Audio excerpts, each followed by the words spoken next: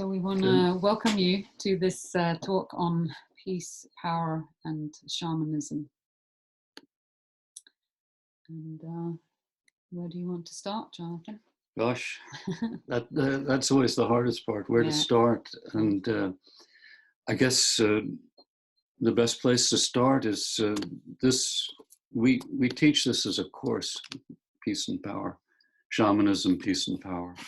And it started off, I think, about 12 years ago when we were having a retreat at Tokelerne, which is a couple of hours north of here in Sweden.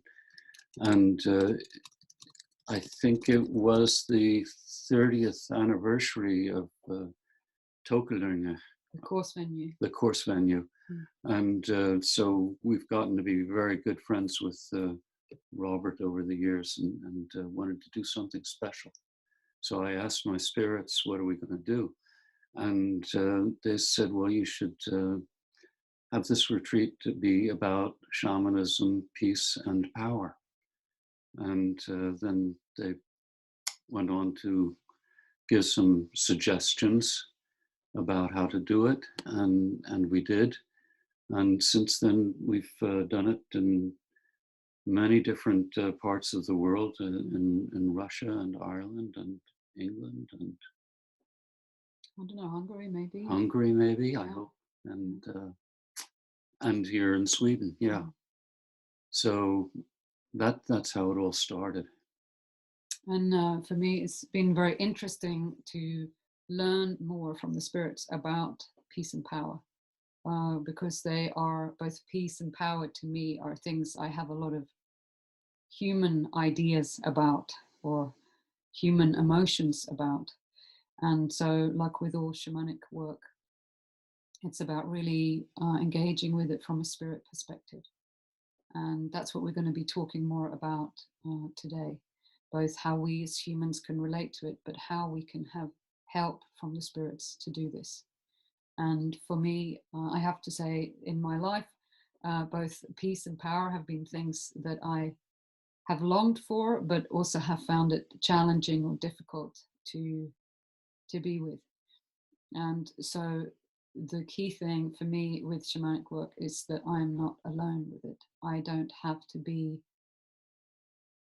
to find my peace or find my power from some miraculous, spontaneous place.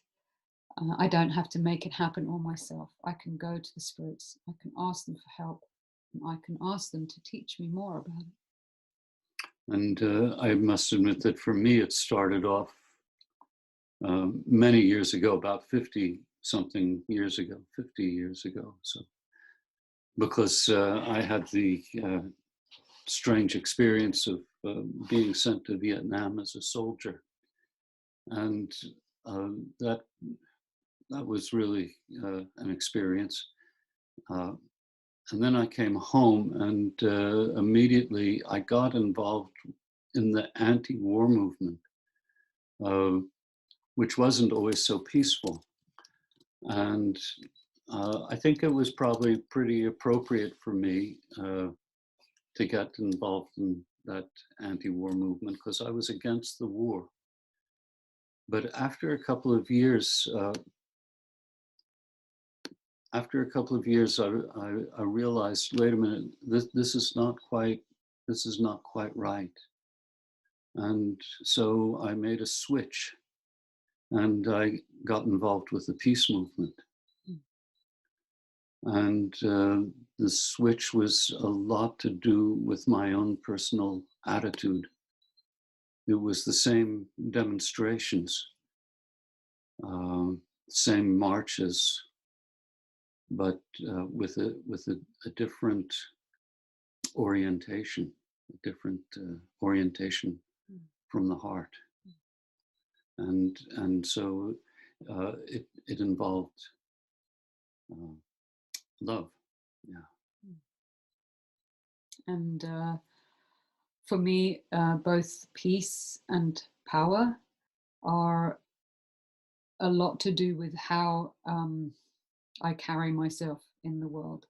So it's not necessarily about trying to directly influence and change what is around me, but rather affect how I am in the world, and maybe through that then influence what happens around me. And we'll be talking more about that in a little while, particularly in terms of power, different ways of relating to power and working shamanically with power. Because it can be very easy to slip over the line somewhere where we're trying to use it, however well intended, to change other people rather than ourselves. Yeah, and as some of you have experienced on the basic workshop, we generally start off by talking about power and the different faces of power.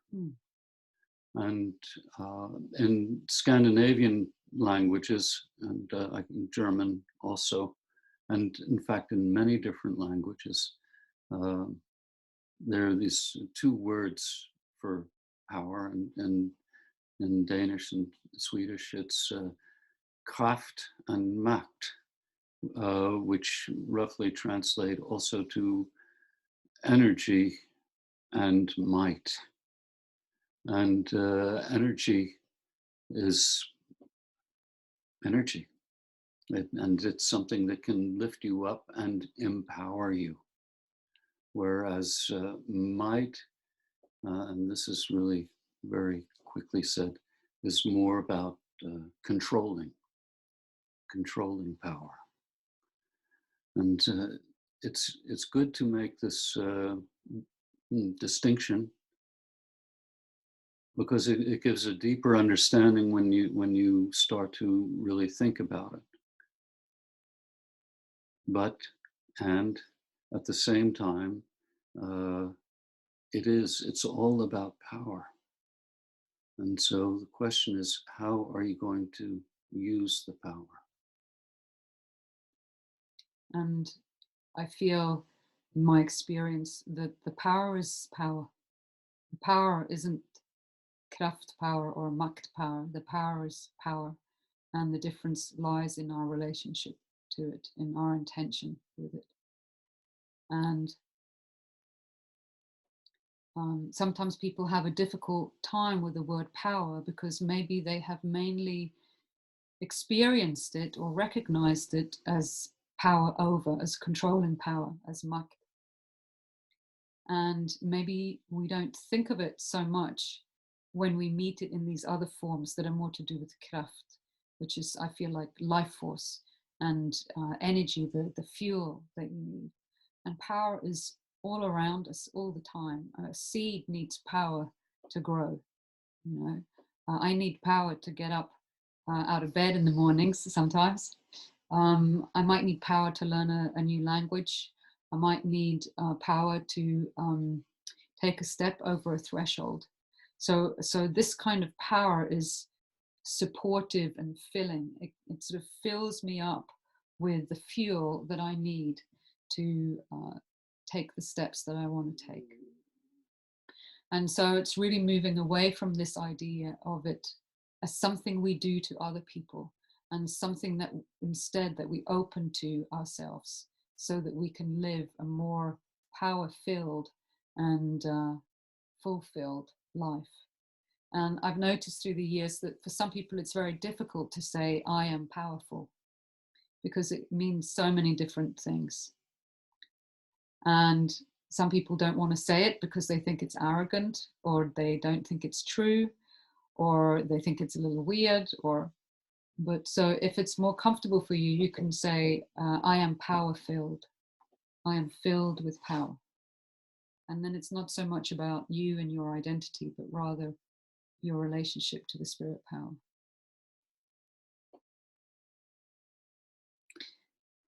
So a lot of the time when we teach, it's teaching people how to connect with spirit power and how to recognize it and how to receive it.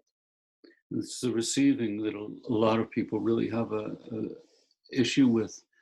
And this is something I've noticed after teaching for all these years. And receiving healing is also receiving power.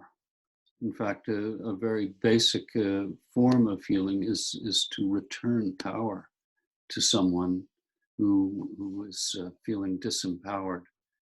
And for some reason, a lot of people have a real difficulty with this.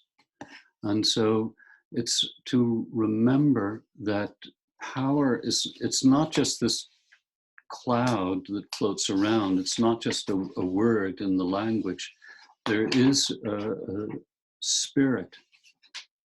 It has a spirit.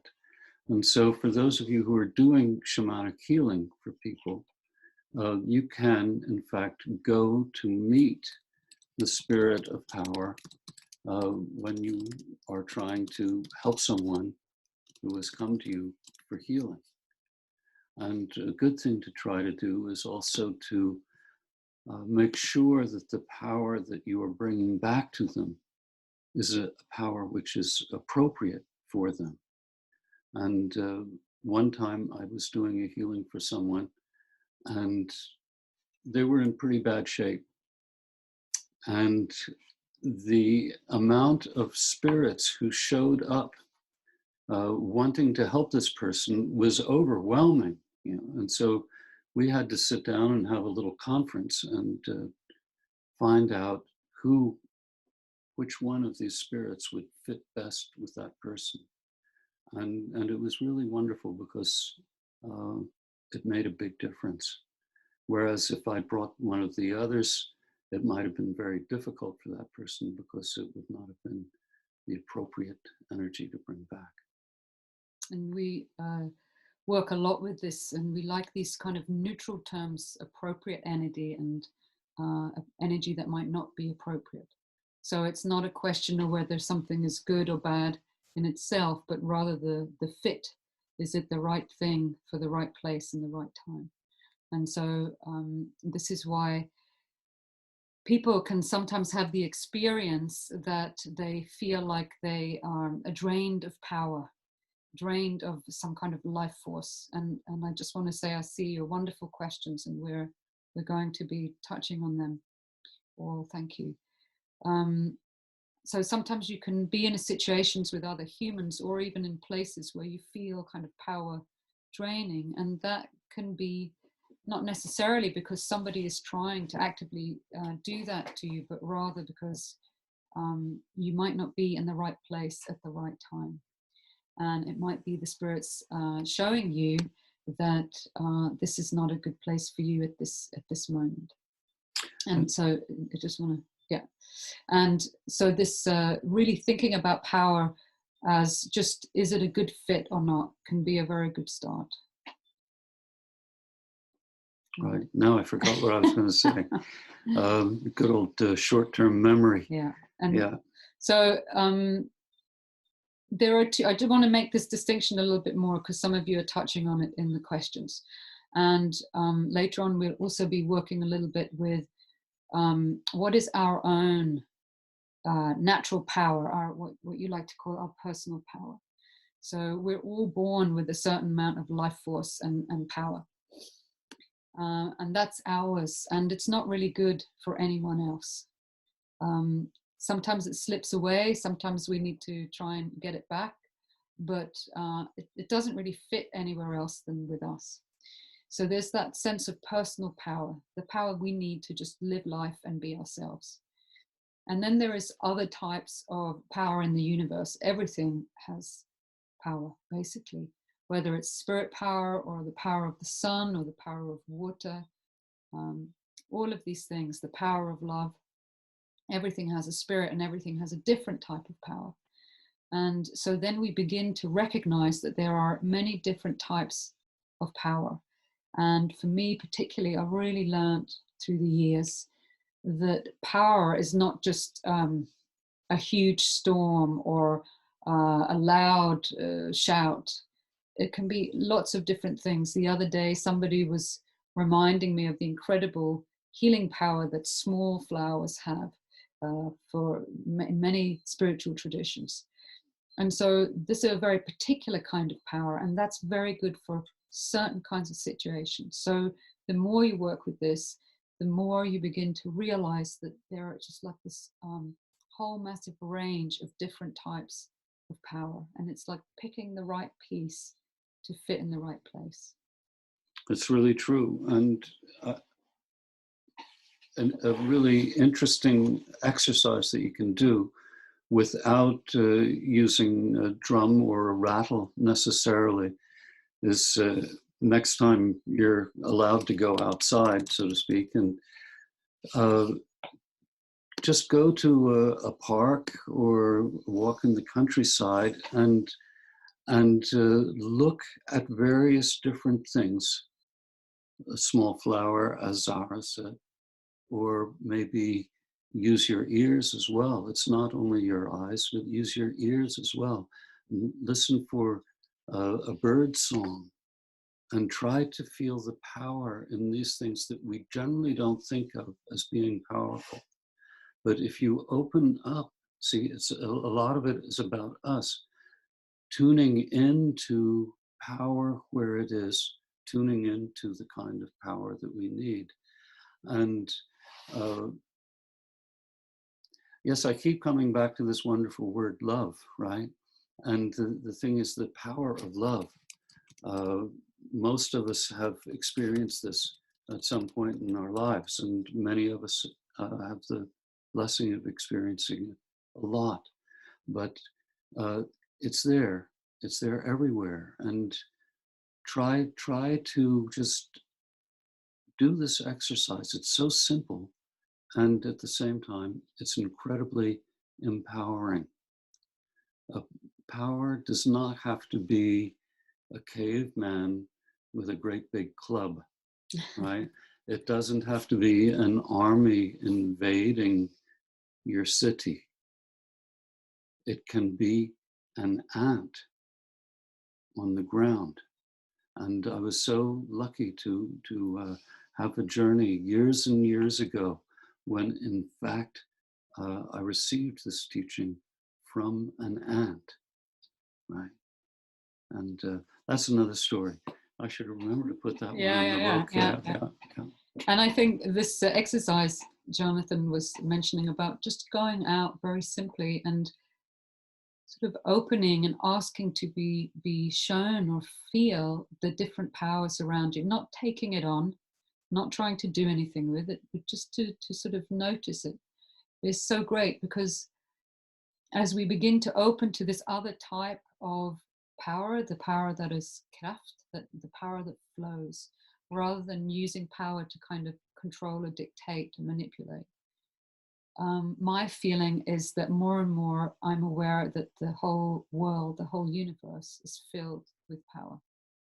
And so then my life begins to shift from a place where I feel, or often years ago, I used to feel my main relationship with power was a lack of it. You know, I didn't feel powerful. I felt other people were maybe more powerful. I gave my power away a lot. But when I begin to really relate to the world, to just see there's so many different types of power, and almost everyone, including each one of you are powerful, and you all have your individual senses of power, really. Then suddenly the whole world kind of opens up and becomes more powerful. And through that experience, we can begin to trust power, that power can be a really good force in our life, that power is something that we need to open to, just as we need to drink water and eat food to go through the day. We also need to open to power to really live our lives. And I think the whole idea of that exercise is to look for power in places where perhaps you've never looked for it before. Doing shamanic work, we are very interested in the spirit essence of things, right? And being brought up, most of us, in a situation where this has not been a part of our basic education, it's very, very easy for us to forget. And so a few years ago, we were in New Mexico and visited several of the pueblos. And we often saw the sign that said, remember to remember, remember to remember. And for me, what I try to remember is that everything has a spirit. This is the essence, this is the bottom line of the work we do. Everything has a spirit. And as someone who does shamanism, it's possible for us to meet that spirit and to find out about the power of red clover, right? To find out about the power not only of the eagle, but of the robin. Right? Because the robin has power too. The robin has power that the eagle doesn't have. And the more you begin to invite this type of awareness in and just pay attention to the world around you, the more nuanced your appreciation of power will be. So it's like a constantly expanding rainbow. And then you can really find out more about how to engage with it and how your spirits would like to engage with it. And a little bit later on, we'll give you some suggested journey missions you can do at home. I just want to say a couple of things while I remember, which is about power and fear. Power and fear are both very powerful things. And I really feel in my practice, I found it very helpful not to try and go into combat. So there's no combat between power and fear. I don't try to use power to fight. And that's something we're going to come on to in a little while when we start talking about peace and the power of peace and the relationship of peace and power. But power and fear, for me, fear can be very palpable, very strong, can be very powerful, comes in like a big wave. And then I work with both peace and power to try and remind me to remember, as Jonathan said, that I can ask for help. I can just take a moment and breathe and ask for power. And ask for power to stay in the moment, ask for power not to run away, ask for power to remember the connection to my spirits or to love or to my experience, to my knowledge.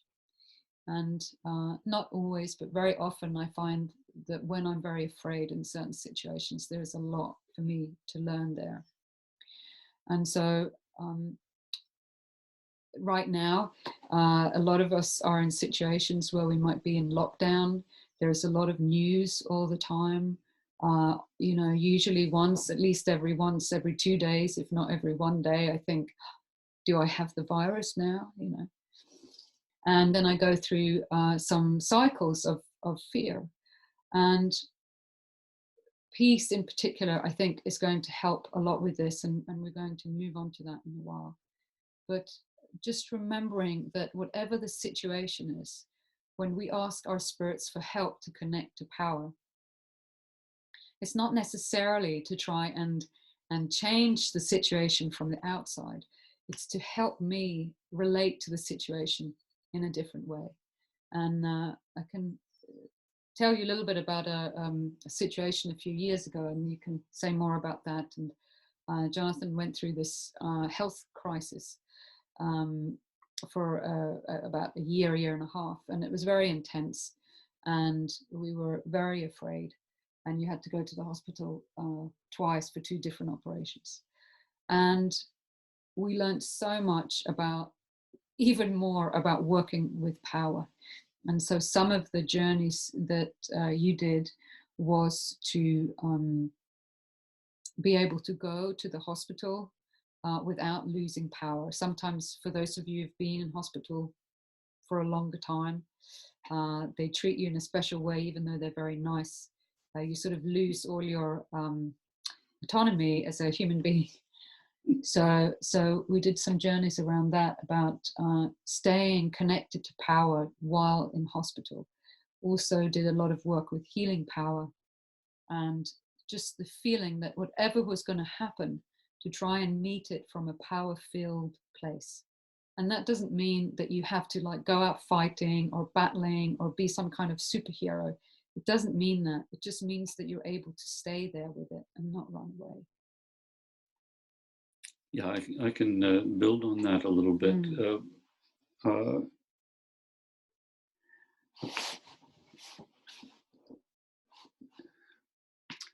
You know, we live in a kind of very competitive, aggressive kind of society, right? And you only have to pick up a newspaper, even if you've never seen one before. You pick up any newspaper, and it's going to be mainly about people disagreeing with each other and all kinds of nasty stuff, right? So we don't have to get involved in it in that way. We do not have to compete in that way. We do not have to play that game. There are other ways to live. And one of these ways of living is living with this beautiful yin yang symbol of peace and power. And so this is something I really encourage you all to remember. You don't have to fight. You don't have to fight. You don't have to even disagree. You can just, with the help of your spirits, fill yourself with power and then step into the situation. And this is exactly what happened a couple of years ago, as Zara was saying. And I went in, I thought I was just going to go have a test. And the next thing I know, the doctor's telling me I've got cancer and maybe it spread to my liver. This was really very upsetting news. Yes. And by the time we got home, which was an hour's drive away from the hospital, we had already started talking about what journey to start off with. Because I knew that I did not want to go into the hospital feeling like I felt after the doctor told me the diagnosis. And fortunately, it was about 3 weeks before I should get operated, and we had plenty of time to do some work. But still, when we got out of the car at the hospital 3 weeks later, before checking in, I was scared. And then I heard my teacher whispering in my ear. And he said, "This is a temple of healing." And that just opened up a whole new realm of possibilities for me. It wasn't a place where I was going to get chopped up, and maybe die. It was a temple of healing. And that's what happened. And I went in there and we just were able to meet everything that came. Some of it was not your usual kind of things to have happen to you in your everyday life, a lot of it. But all in all, it was so strange. When I left, I felt, wow, what an empowering experience. And I never dreamed. I always found it difficult to visit people in the hospital. So remember,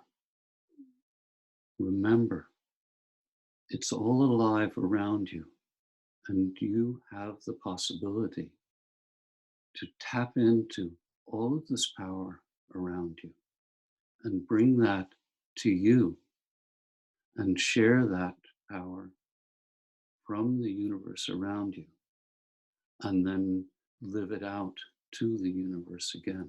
We're going to come back to this some more.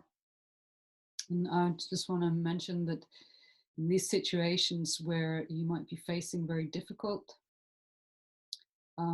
challenges, I don't mean right now here, but just in life in general, and sometimes with illnesses or traumatic experiences or very big life changes, maybe divorce or losing a job or losing someone you love,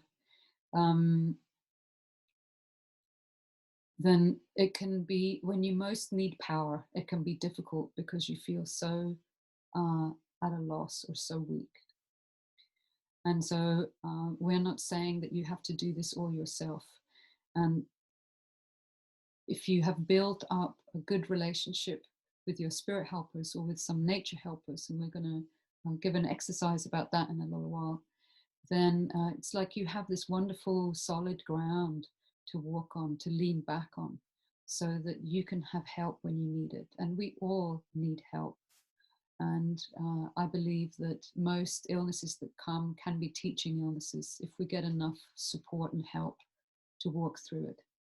And one of the things we've been nurturing together with other shamanic friends through the years is this sense of shamanic community that we talked about at the beginning, and having a long distance healing circle to call on that can help.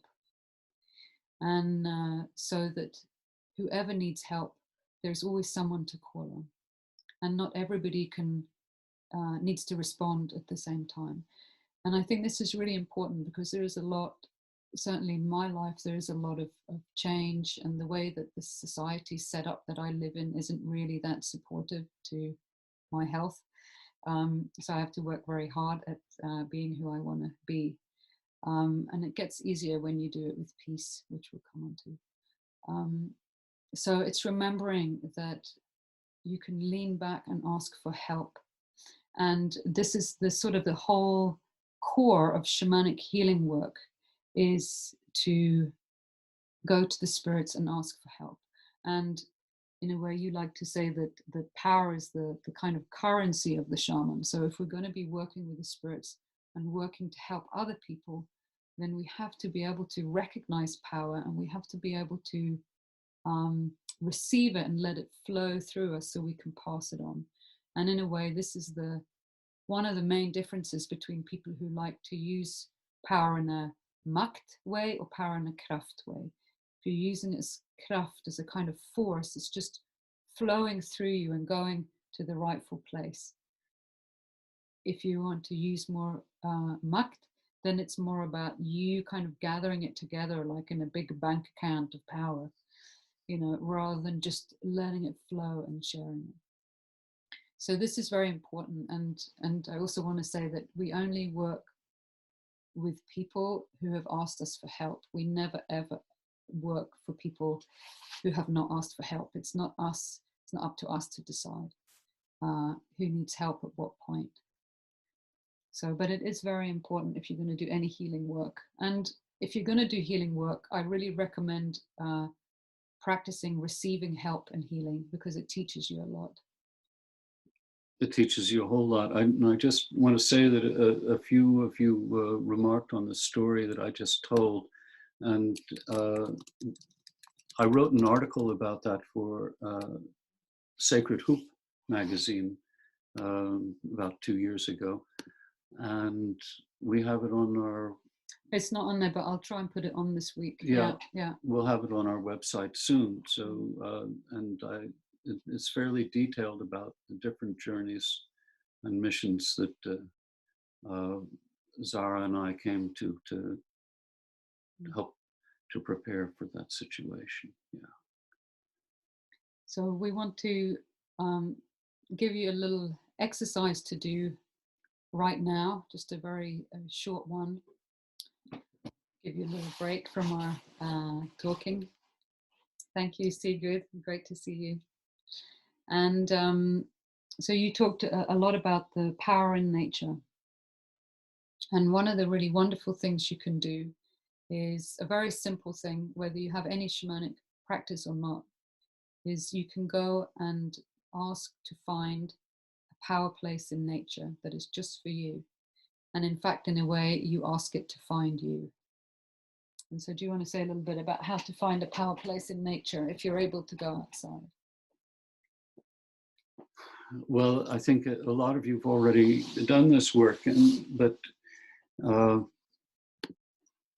one thing is that I generally recommend that you take off your glasses if you're going to do it, because a lot of us are just naturally attracted to looking for, oh, that looks like a nice place in the shade and the sun's not too hot there and there's nice grass growing there, and oh, I'll just sit there. And that, in fact, it might be a wonderful power place for you, but maybe there's one that's going to be different. And try not to look with your eyes, but mainly have a very clear intention. I'm looking for a place that will, for example, help me to connect to the power of the earth. Right? That could be a lovely intention, right? And so you walk out and you say this: I'm looking for a place that will help me to connect to the power of the earth. But do not turn it into a mantra, right? Just have it very clear and then park it in your heart. And then start to walk slowly and allow yourself to be distracted. Put that in quotation marks, because you're not really being distracted, you're being called. You're being called by various different places. Come here and look at me, right? But again, you've parked your mission in your heart, right?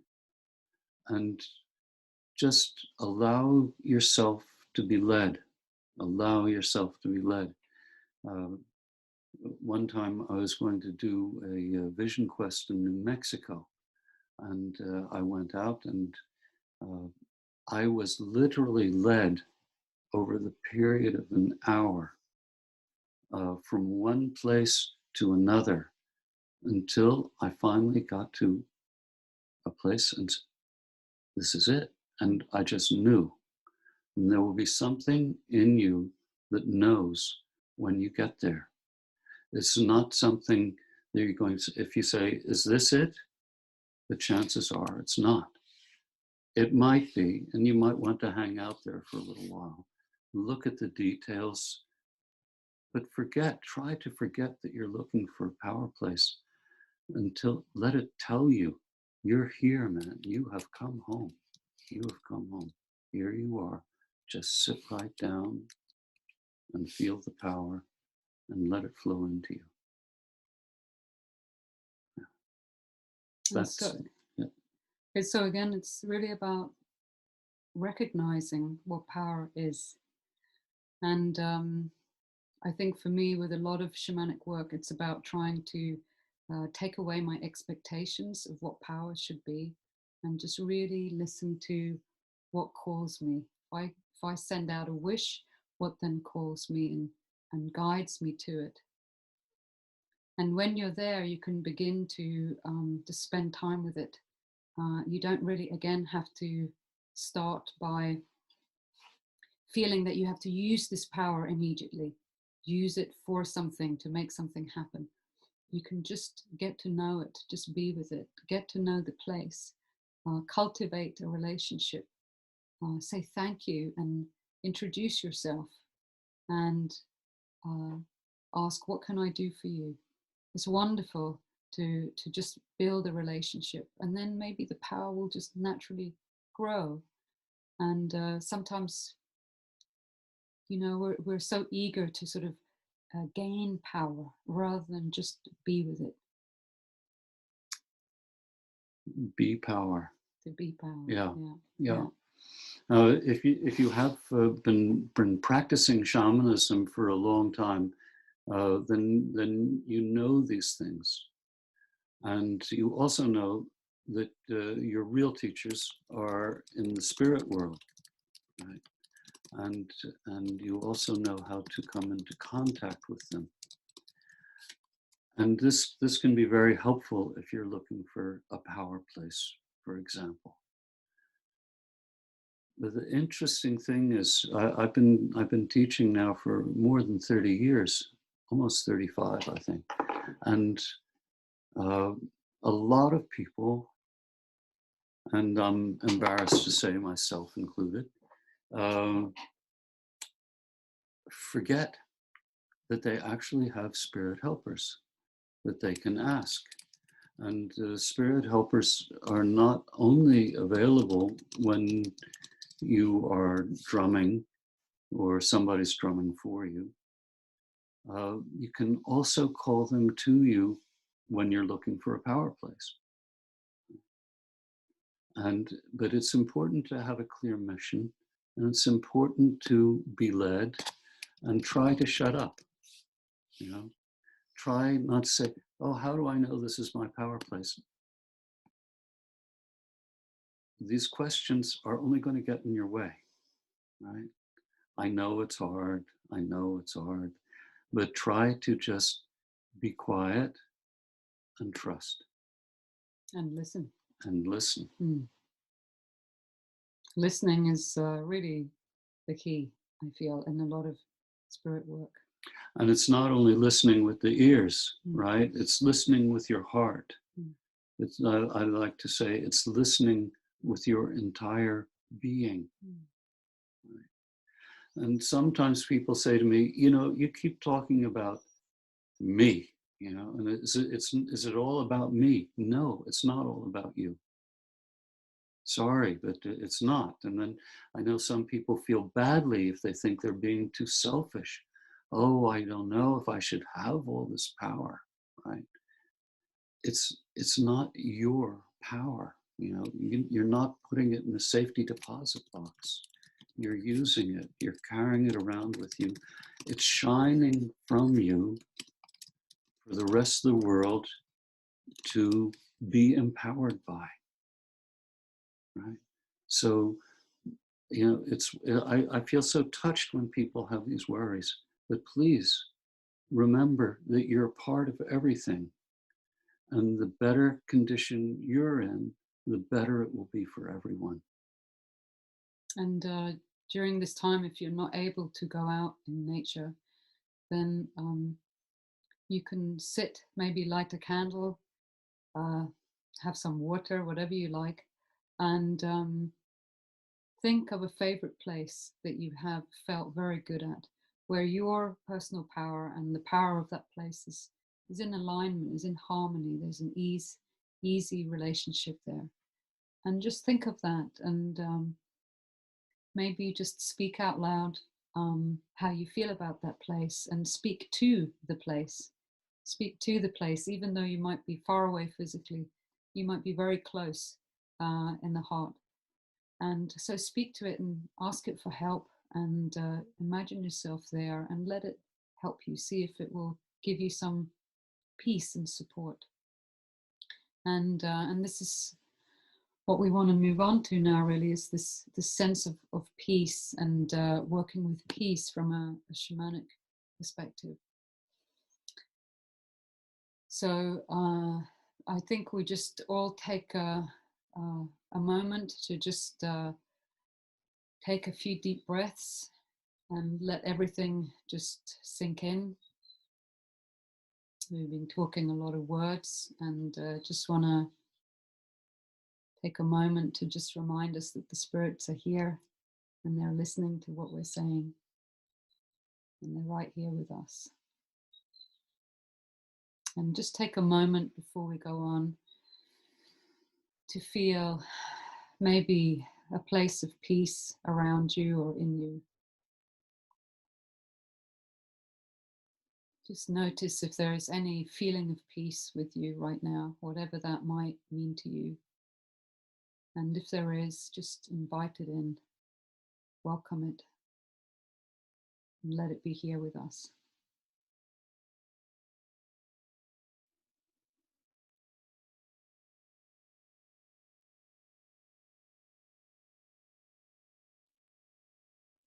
And so I want to tell you that when I started working with peace from a shamanic point of view, I didn't even really realize what that meant. Because to me at that point, peace was an idea. Peace was something that I thought of as a human, and it mainly had to do with not conflict. So it was sort of a defined against conflict. And if I had peace, it was mainly as the absence of conflict. That is kind of how my human relationship was to peace. And so peace to me was sort of like the end result of something.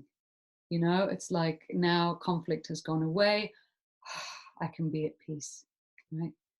And the more, and that's wonderful. And I still love that.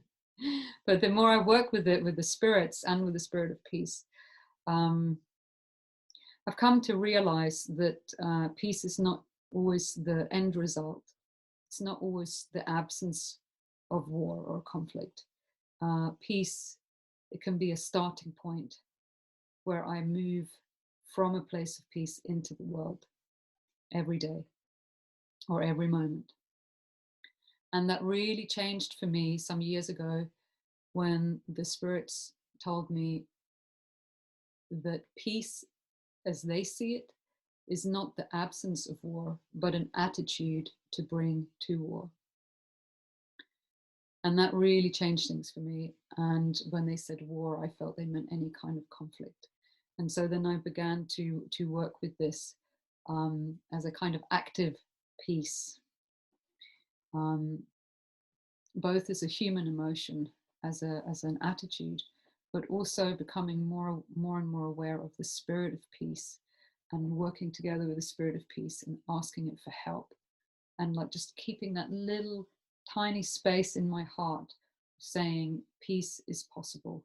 I have no idea how it's going to work in this situation, but I just keep that tiny crack open saying peace is possible. And then from that tiny crack, I can begin to ask for help from the spirits, ask for power to bring me to peace.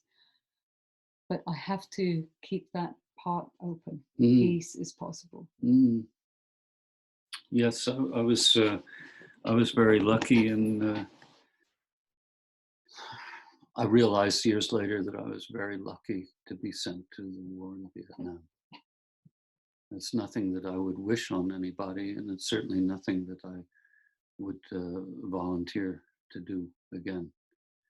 But it woke up peace in my heart, and that time I had no real teachers of any kind at all, and so when I came back, I went to university and had a lot of experiences there as well. And years later,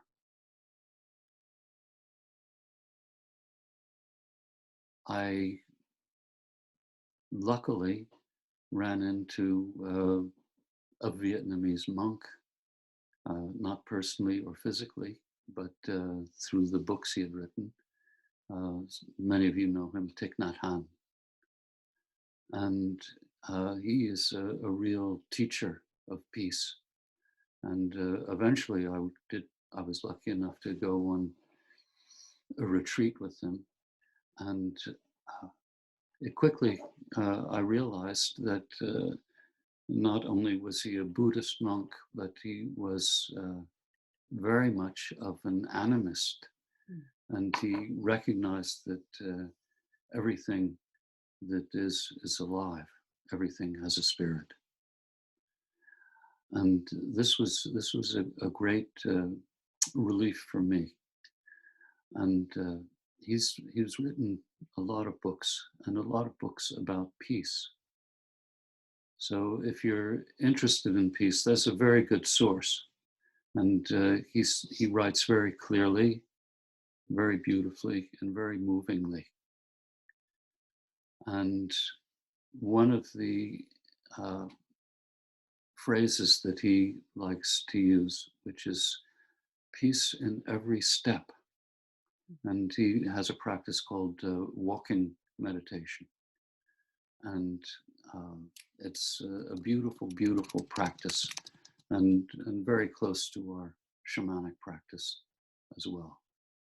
And because of the work that I did together with Thich Nhat Hanh, I was able to return to Vietnam 33 years after I left. And this was an incredibly teaching time for me. It's a very beautiful month, and one with many gifts. It was teaching you a lot about the power of peace and how they met you. Yes. And I went on a pilgrimage. I was lucky enough to come into contact with a monk who had been working with Thich Nhat Hanh. And he invited me to go on a pilgrimage with him and about 15 other people. And I had a very wonderful experience, which finally, I guess you could say that the war ended for me when I had this experience. And the war inside you. The war inside me, which I had been carrying with me from Vietnam and the Vietnam War, too, for that matter. Even though it had physically ended, it was still in some ways raging inside of me. And we went on a 3-day journey in a Ford Transit bus, about 17 people. And fortunately, Vietnamese people are generally much smaller than us Western people. So I was the giant in the car. And we would stop every once in a while and have a break and stretch our legs. And there was a man there who spoke fantastically good English. And he would come and talk to me in these breaks. Otherwise, he was sitting in the back with his wife. And finally, on the third stretching break, I asked him, how is it that you speak such good English? And he said, "Oh, I was a translator during the war." And then he looked at me and he said, "For the North Vietnamese Army." And I was speechless for a moment. And then I said, "You've been so kind to me all this time. You've been so kind to me. And yet we were on the opposite side during the war."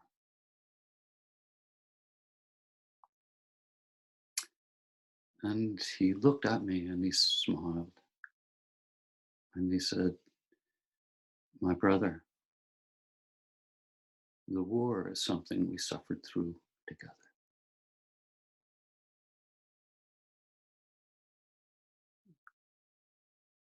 That's when the war ended for me. And I want to pick up on that, because it's not just about external circumstances. It's really about how it's affecting us inside. And many of you know about the possibility of soul loss and soul retrieval. And it's very common in traumatic experiences to lose not only power, but parts of your soul. And so the war can keep on raging for a very long time indeed, whatever the external circumstances. And going back again to Scandinavian language, we have two words for peace in a way. We have both frid or fred. And I guess fred is possibly the more external one, which is saying peace between countries or people. Whereas frid is maybe more like a state, an inner state, where you're at peace with something. But it's very interesting also to see how they kind of constantly weave with each other. There's a lovely book called War of the Soul, which is about soul loss and trauma. And he's an amazing guy. He sort of redefined PTSD. I'm just trying to remember how he did it. No, I can't remember it now, but he was basically saying PTSD is just the soul's natural response, and a kind of a soul distress call. Yeah, we'll write the name of the book, War and the Soul. And his name is Edward Tick, and he has a lovely website. So again, it's like coming, just as with power, when we start working with it from a shamanic perspective, it's really expanding our sense of what it is. And peace is not just the absence of war or the absence of conflict. It's a way to be in the world. And the other day, just by chance, someone sent a story by Thich Nhat Hanh, this Vietnamese Buddhist teacher you spoke about. And he was telling a story about a boat of Vietnamese refugees in stormy seas. And he said, if everybody panicked in that boat, all would be lost. Everybody would go overboard. But if only one person in the boat managed to keep their peace, managed to keep calm and connect to some kind of inner peace in a powerful way, that could save everybody. And I was really thinking about that the other day.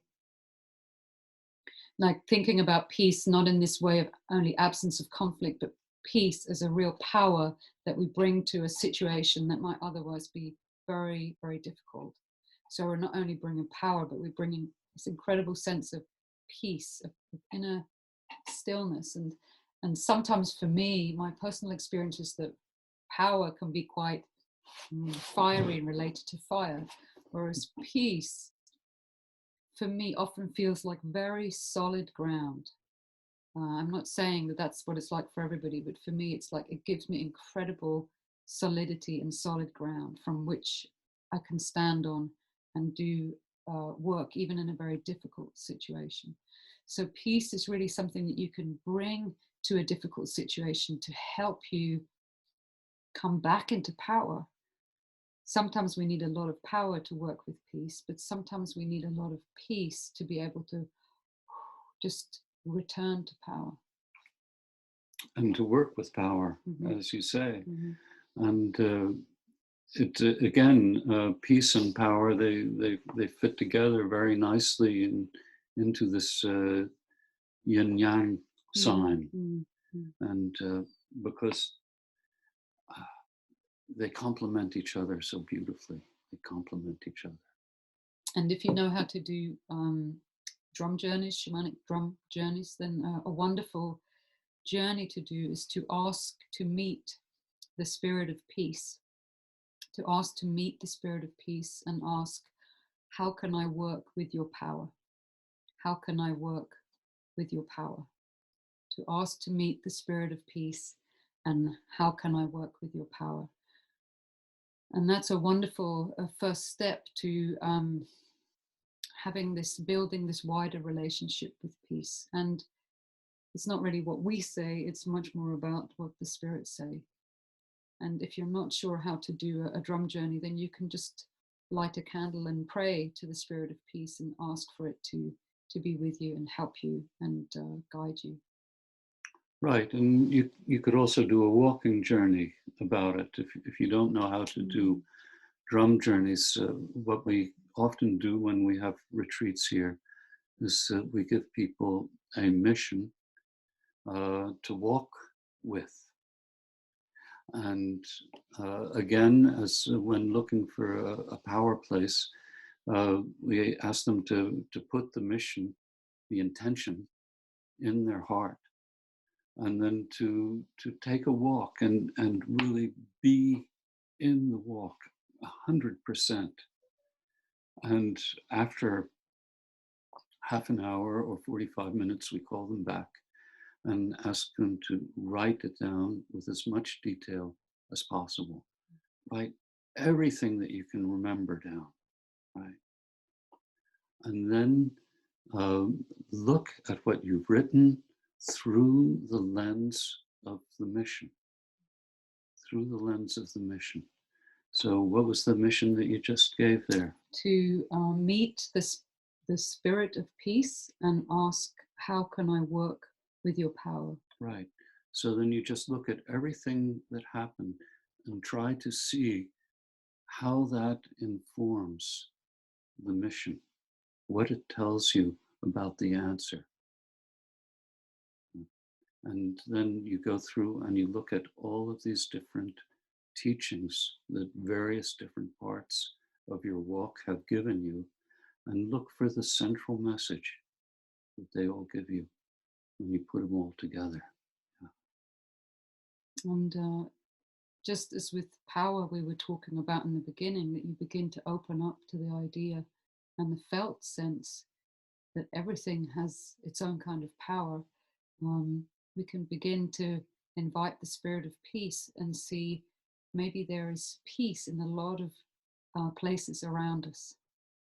And the more we engage with it as a spiritual practice, the more it meets us and opens up to us, is my experience. Yes, and people who do drum journeys, you can also make a journey to ask for a peace teacher, a peace teacher, someone who will teach you peace. And it's not something you can expect to learn overnight, obviously. And I hope I learn it by the time they carry me out of here. But the more you learn, the more peaceful you become. And every bit helps.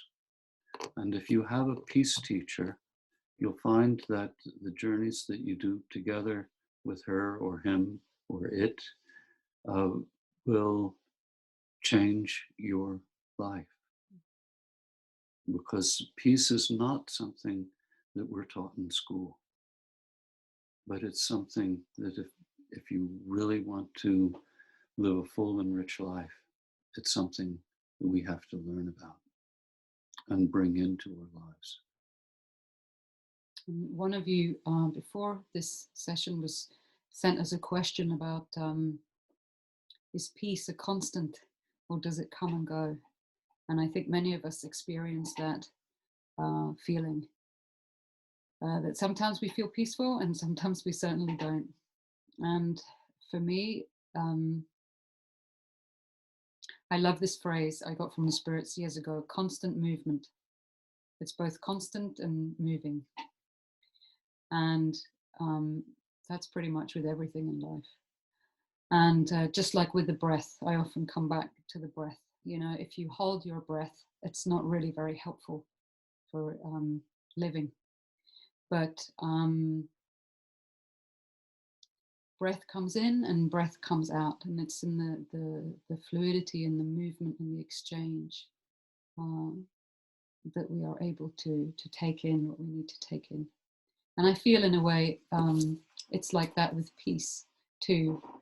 And when I don't feel peace, if I can come to notice that, that's when the possibility of peace returns. And it's as much as in the noticing when it's not there as noticing when it is there, that I just keep deepening my relationship with it. So it's not so much, again, just like with power, we were saying earlier, like instead of trying to grab on to power, which can be very tempting when you feel you don't have very much of it, you can just let it flow through you. And it's the same with peace. You don't feel like you have to hold on to it, because if you lose it, it will never come back. Like to really try to just let it flow through you like an energy or a force, and something that will just keep coming to you, just like the breath. And it's not an accident that we have put these two things together. As I told in the beginning, this combination of peace and power was suggested by my teacher, my spirit teacher, and my spirit teacher knows a lot, and I'm trying to learn as much as I can, but being a human being, I'm not always a very great student, but anyway, every time we work with peace and power, whether it's a talk like this or actually having a retreat, a little bit brushes off on me too, which I'm very, very happy about. But these two things dance together beautifully, peace and power, peace and power. And the more you work with them, the more you'll learn about each of them. And like, what was it, fairy dust in Peter Pan from Tinkerbell, it falls down on you. The Dharma rain, as Thich Nhat Hanh calls it, it falls on you and becomes a part of you. So go ahead and dance. Yeah. Join the dance with peace and power. And these journeys about actually meeting the spirit of peace or meeting the spirit of power, they can bring so much. But it's not just, don't please have this been there, done that attitude. Take your time, go back and learn more, and learn more, and learn more. Life is change. Life is change. Thank you. And we have a couple more journey missions we'd like to share with you. And if you do have any questions, then please put them in the chat. We still have a little bit more time, and then we'd like to finish off with a ceremony. So one possible journey mission is, I'll write it here, is to ask a teacher, a spirit teacher, what habits do I have that keeps peace from my life? What habits do I have that keeps peace from my life? And so if you want to do a journey to your spirit teacher or a power helper, and there was a question before, can you have a teacher about power? And definitely you can. Then you can ask this question. And if you don't know how to do that, then you might just consider this for yourself. What are the habits in your everyday life that actually keep peace from your life? And just by considering that question, you might learn more about what peace means to you in this way. And it's funny because one time we gave this mission out, and one of the participants came back and he was ecstatically happy. I said, what's going on? Why are you so happy? And he said, they didn't tell me to stop smoking, right? And he was really happy about that. And I said, oh yeah, okay. Well, what did they tell you? He said, they told me that it was my sloppiness that was, giving me a lot of problems. So I'm going to really try to do something about that. I said, good. Well, I was a little bit disappointed, to tell you the truth, that they hadn't told him to stop smoking. But I forgot it until half a year later. I got an email from him, and he said, have you been messing with me, man? They came up on my last journey and told me to stop smoking. I said, no, it wasn't me. You're ready for it now. So, don't think that you know the answers. Let the spirits tell you. Let the spirits tell you. That's why I love to go to the spirits, because they have a different perspective and they see things not in a way that we do. And they might, again, have this feeling that what's the right thing to happen now, and this piece first. And it's wonderful to begin to peace build. You know, again, you don't have to think about peace as an either or thing. Oh, now I'm peaceful, now I'm not. But begin to build peace and go into a peacemaking process. You know, be kind and compassionate with you as you explore this path of peace. You haven't failed.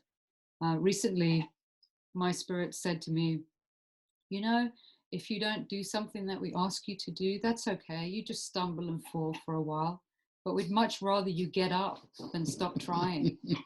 And they just really didn't seem that bothered about all the so-called failure. They said, just keep trying, just keep trying. And also, my personal experience is that they generally don't ask me to do things that they know I'm not going to be able to do, right? I mean, I have a list, right? A lot of us have a list, right, of things we want to change in our life.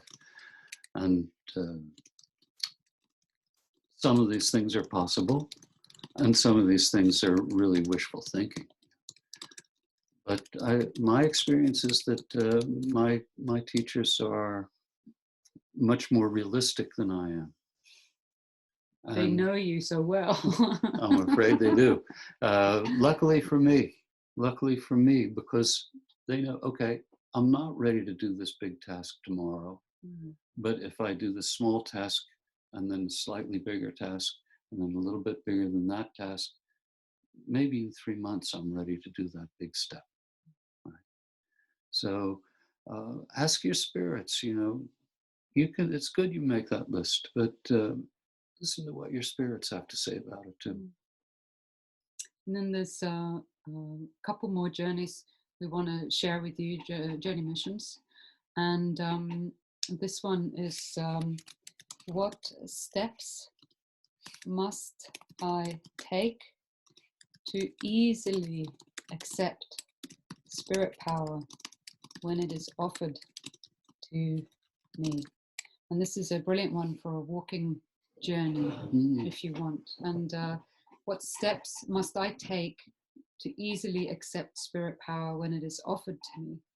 And it can be very hard to accept spirit power because it doesn't always come in a form that we might even recognize it as power. It might not come in a form that feels great. I know when I've gone through some very big life-changing thresholds, when they happened, I felt they were mainly a crisis or a nightmare. But working together with the spirits with them, they became very powerful experiences, and they brought me to a place of deeper peace with myself, because I started to trust myself more.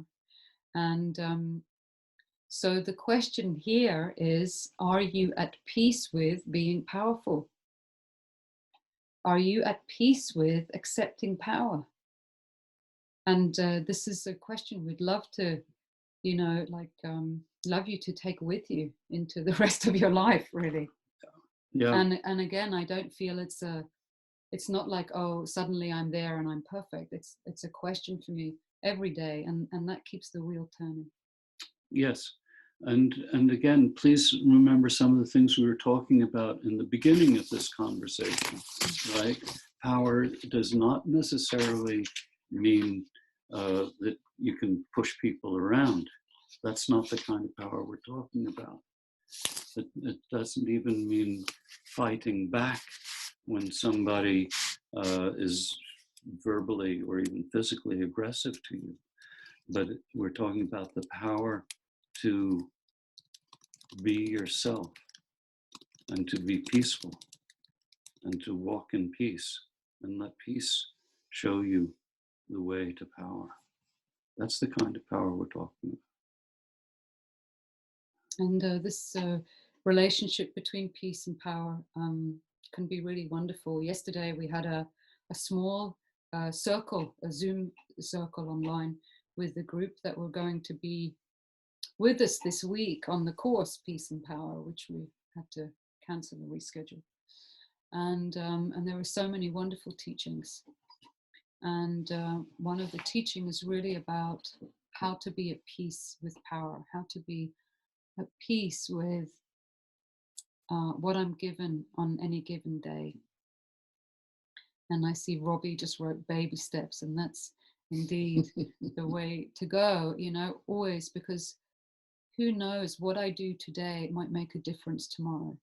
And very many times I've had the experience together with my spirits that sometimes they make me go through something, or they give me something, and I sometimes I understand it, and sometimes I just really, I mean, I can see what they're doing or what they're asking of me, but I don't understand why it's happening really.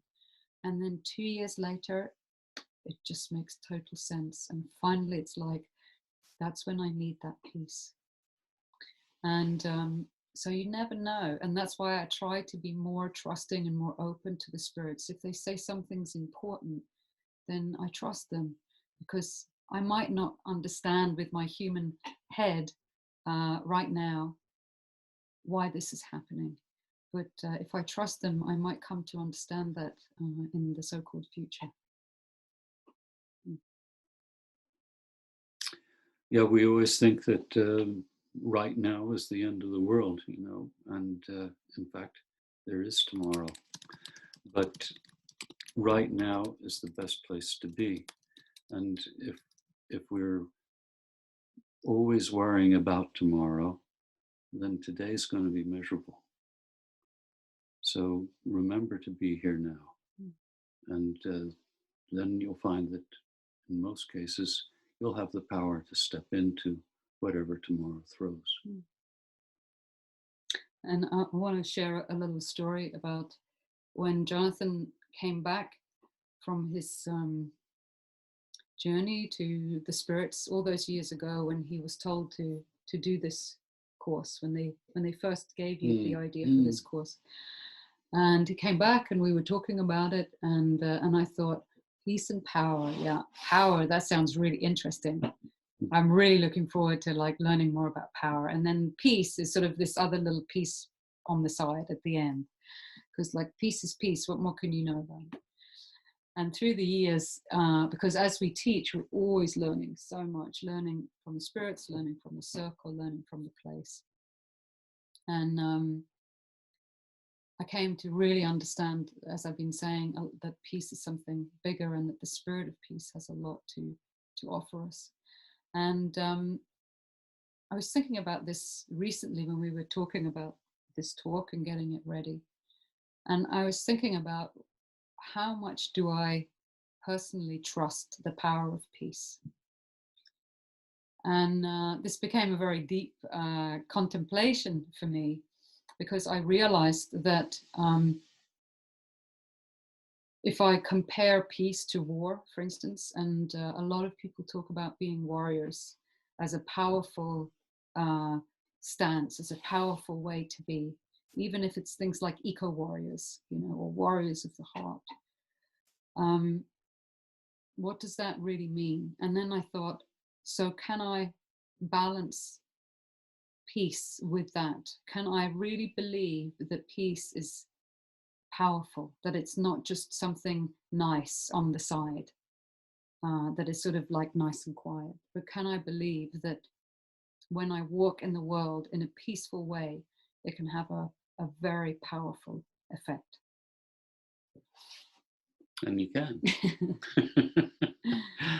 You can. I remember Ram Dass, wonderful teacher, Ram Dass, told a story one time about, I guess, medieval Japan, and there were a lot of wars going on, local wars happening back and forth with these power-hungry warlords, they were called. And this one warlord was invading sort of a peaceful agricultural area, and his soldiers were being soldiers. And all of a sudden, this Buddhist monk just sort of walks into the middle of the battlefield and starts taking care of the wounded. Apparently, having no recognition that there was a war going on, but rather that there was a wounded person here that he was taken care of. And the air of peace around this monk was so impressive that the invading general said, "Stop, time to go home, guys." And they all just left. They all just left. This is the power of true peace. This is the power of true peace. And we've all experienced it at least one time in our lives, being around somebody, seeing somebody do small act, some small act that was just so peace filled that it was overwhelming. Think about it. My grandmother did them about 10 times a day. Yeah, she was amazing. She was amazing. And you don't have to start with the absolute biggest, just these small everyday acts of peace builds peace in you and in the world. And I see we have a question from Michael, and just address that very briefly, and then we're going to move into the ceremony part, because we have about 15, 20 minutes left. And so, Michael, you're asking about working with the spirits of peace and power with situations of great injustice, and in situations where there has been terrible atrocities, where land has been taken away from indigenous people, where people have been abused or put into slavery. And so just very briefly, I guess a very brief recipe for working with that, I feel, is first of all, make sure you know who you're working for, that they want you to be working for them, that they are asking for help, and that you and your spirits are actually the appropriate people to help. So again, there's like a very human aspect to this. Then the second thing that I like to do is I like to ask for help to prepare myself. If I'm going to go into a big piece of work, then I know that the work is good to do, I ask for help to prepare myself. And that can be, I get specific instructions about that, and that can mean I have to prepare myself for a year, or for 2 days, or for half an hour. And then I go into it with what we like to call a clean heart. I try to not look for a certain outcome. I have a strong intention and a strong connection with my spirit helpers, but I really try to leave the outcome up to the universe. So I'm not looking for something specific, and I'm not hunting for a certain result. And then I do the work. I keep very connected to my spirits the whole time. I keep myself out of the way. And then at the end, I trust the work, and I do the follow-up as I've been told and shown to do. And so that's my basic recipe for working with sort of bigger situations. However, I'd like to say that just making space for peace and power in life, whether it's in your life or in a bigger situation, whether it's in a small way or big way, it can really help. And so by building peace in your heart, peace, your ability to work with the spirit of peace, that might be perfect preparation work for bigger work to come. I'd like to address this too, because I mean, this is a major issue. And in our day and age, atrocities seem to be wholesale and happening constantly. And it's exhausting to follow the news. So one thing, this is a little aside, you might want to take a break from the news every once in a while. But another thing is always remember to ask for help.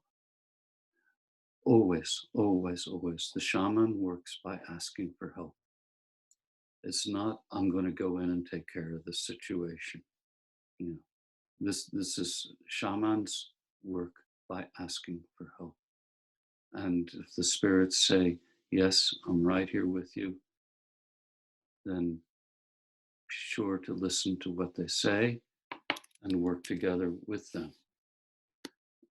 I also want to remind you that very beautiful things happen. And I'm thinking about what happened a few years ago with the pipeline, the standing rock. Mm. And this was really wonderful. And okay, they made everybody clear out finally. But who won? Who won there? Okay, they put the oil through the pipeline. But I'll tell you who won. It was the people at Standing Rock and all the thousands who came there, because their lives were changed. And they knew that they had done something that made the world, makes the world a better place to be. This was what we were waiting for. This wonderful act of generosity and love and power, right? And peace. And one of the things I just very briefly want to say, because we have to move into the ceremony, about the whole Standing Rock situation, was that they worked for, they didn't work against. Okay, so you might have gone there and all the power might have gone into going against the pipeline. And when we work with spirit power, we have found it's so much better not to work against something, but to work for something. So they worked for the water and for the health of the planet. They didn't work against the pipeline. And a lot of the ceremonies were about that. They were about being standing for the water. So that's a really basic recipe also to remember when working with power, is to try and formulate it for yourself so you're working for something rather than against something. It's wonderful. We could probably talk for a lot longer. Yep. But we would really love to do this small ceremony at the end with you as well. And so we asked you in the invitation to bring a candle and a bowl of water. And if you have them physically with you, that's wonderful. And if you don't have them physically with you, then you can just imagine having a bowl of water and a lit candle with you. A spirit bowl of water and a spirit candle. Yeah. And so we're going to do a short sort of a guided meditation with you together with the spirits with this.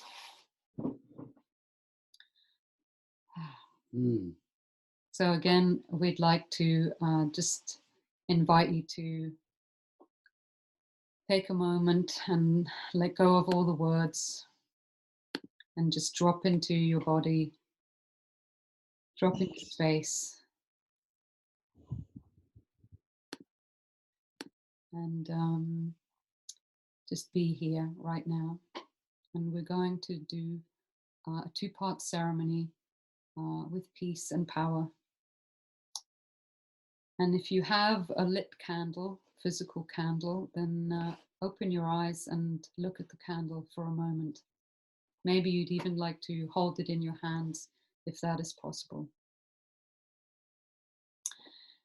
And just look at that beautiful flame.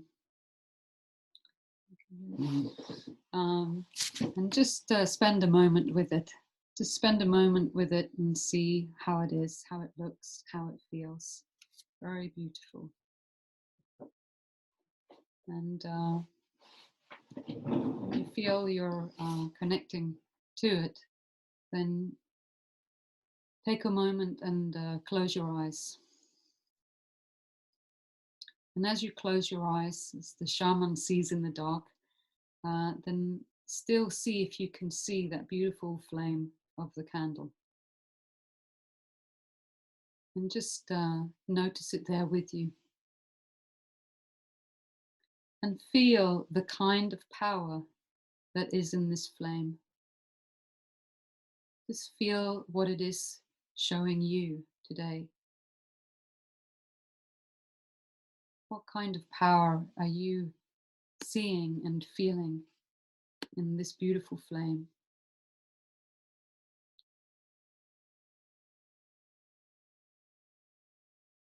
And as you connect with that power, become aware that somewhere inside of you there is a similar flame, a life spark. See if you can get in touch with that beautiful spark of life that you were born with, that you were brought here onto the earth with. See if you can feel that and feel the power of that flame. Maybe it's burning bright, maybe it's small, but still it's there. And just get in touch with it. And as you get in touch with it, really feel how it feels. And know that this is your natural power. This is your natural power.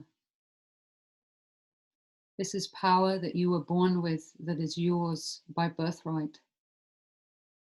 This is power that belongs to no one else. It's no good for anyone else because it's yours. It fits with you and your life. It's naturally yours and it's available to you all the time. And as you build your natural power, it will not be taken from anywhere else or from anyone. It's simply your natural power and your light burning bright. So see if you can just allow it to burn bright and just enjoy that feeling. It's a totally natural connection, being at peace with your natural power.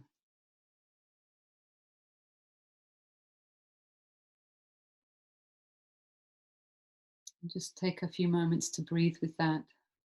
And when you feel ready, open your eyes and look at the candle in front of you. Look at the light there. Open your eyes and look at the candle in front of you. There it is, beautiful power. And so thank the candle for showing you this. Thank the flame and put it down somewhere near you.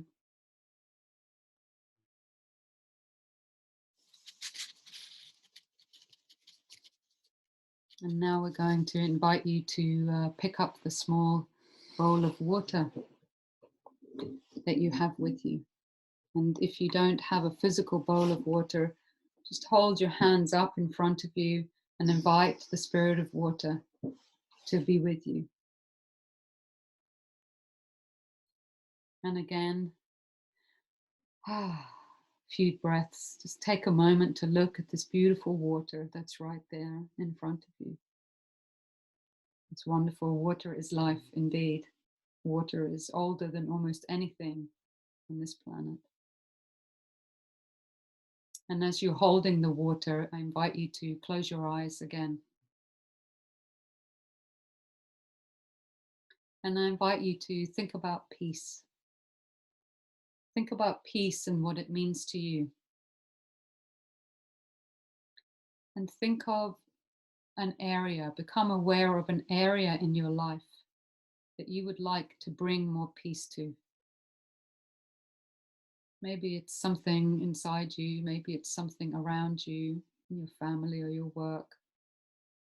Something in your life that touches you every day.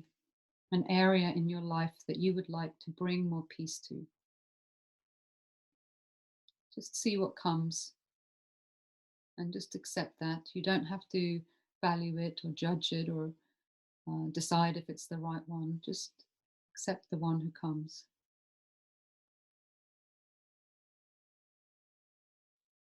And maybe you can now become aware that there are some seeds of peace around you. Seeds of peace. Tiny little seeds containing peace. And you can plant these seeds. You can plant them in your heart, in your inner garden, in your life, and help them to grow so that you can bring more peace into your life. And if you like, right now, imagine yourself doing that, taking these little tiny seeds of peace and planting them somewhere in you or near you. And now here is this water ready to be used. Maybe you can dip your finger into the water, and you can put some water on your lips, on your throat, on your heart, to help you speak words of peace, to help water the seeds of peace and help them grow. And in this action, you are showing the spirits that you want to work with peace and you want to bring more peace into your life. And the goodness of water is helping the seeds to grow. And if you want to, you can come back here every day or every week and just water those seeds, just a little bit every now and then when they need it. And they will continue to grow.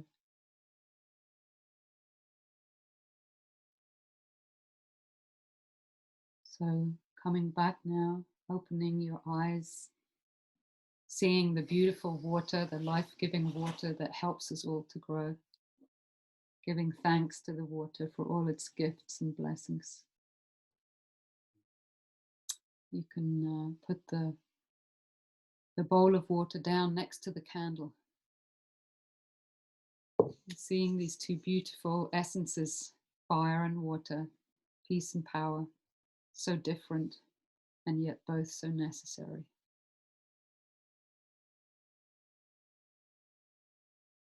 And so we hope that this has been a nourishing and inspiring community time for you. And we thank you all very much for being here with us tonight. Thank you so much. Thank you. And we look forward to the next time. But in the meantime, peace and power in your heart.